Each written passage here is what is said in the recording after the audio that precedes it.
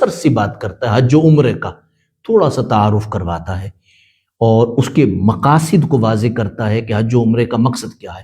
یاد رکھیے کہ ہم نے پہلے عبادت کے رزلٹ پڑھے تھے، وہ تھا تقوی۔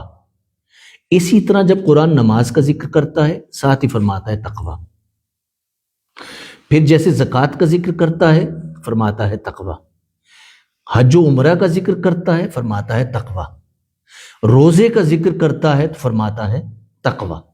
میں نے آپ سے عرض کیا تھا تقوی اخلاق ہے، اور اخلاق کیا ہے؟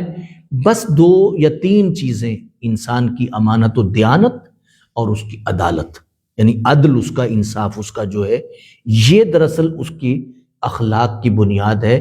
گھر میں بھی یہی بنیاد ہے کہ بچے امانت اور دیانت کے ساتھ رہیں، اور عدالت یعنی عدل کے ساتھ، انصاف کے ساتھ اپنی زندگی کو گزاریں، یعنی اس سے ہی گھر چلتا ہے، ورنہ نا انصافی سے کہاں گھر چلتے ہیں؟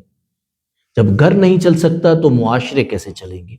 تو قرآن مجید اس لیے تقوی کا لفظ جو ہے وہ استعمال کرتا ہے۔